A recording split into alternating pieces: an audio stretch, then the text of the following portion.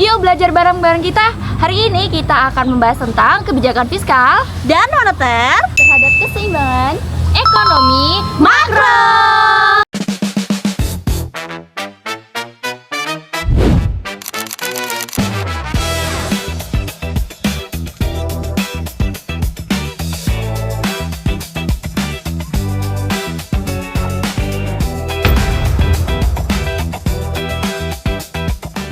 Jadi yang pertama adalah kebijakan fiskal. Kebijakan fiskal adalah kebijakan yang dilakukan oleh pemerintah untuk mengatur perekonomian negara melalui pengelolaan, penerimaan, dan pengeluaran negara. Contohnya seperti pajak, pengeluaran pemerintah, subsidi, anggaran negara atau APBN.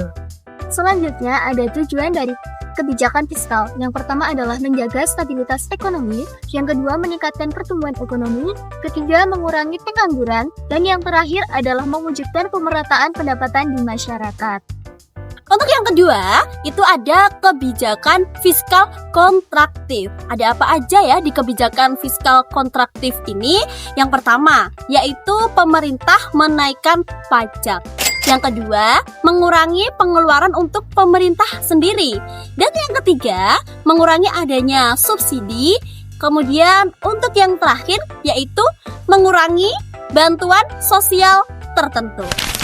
Selanjutnya kita beralih ke pengertian dan juga kebijakan moneter.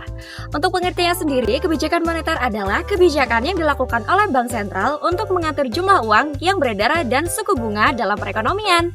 Tujuannya sendiri menjaga stabilitas harga, mengendalikan inflasi, dan juga menjaga kestabilitasan ekonomi.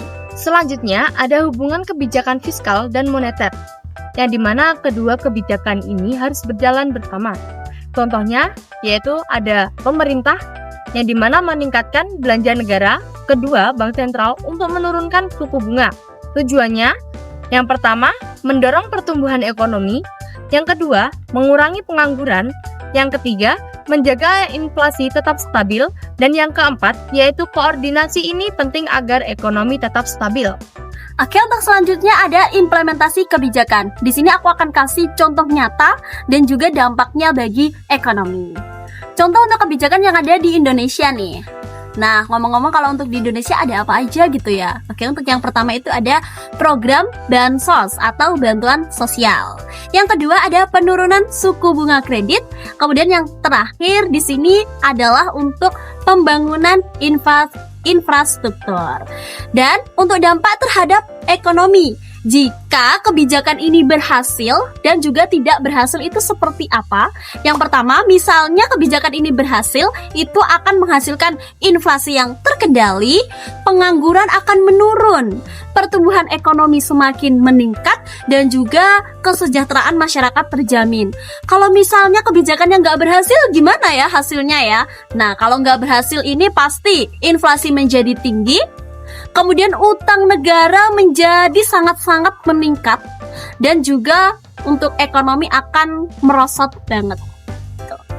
Selanjutnya ada studi kasus, yaitu penurunan suku bunga untuk mendorong pertumbuhan ekonomi 2025.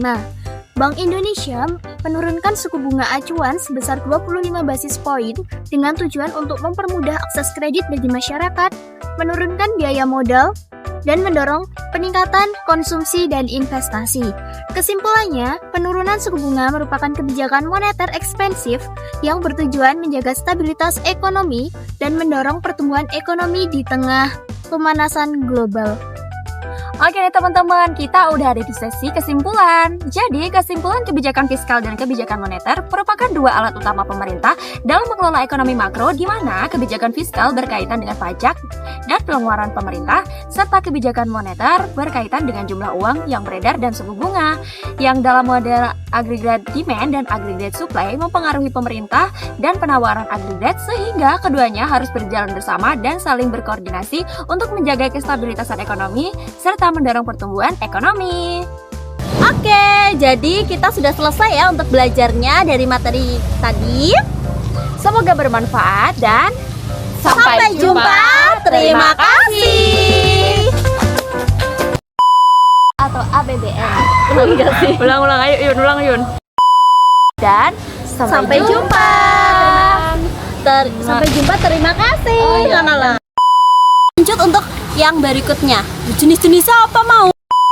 La illallah. La Tujuan ekonomi.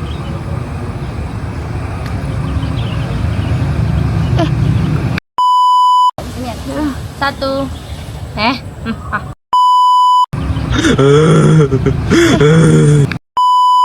Nah, yang terakhir ada studi kasus, yaitu penurunan suku bunga. Terakhirnya aku. Kesimpulan. Kesimpulan, maaf. Iya, nggak apa.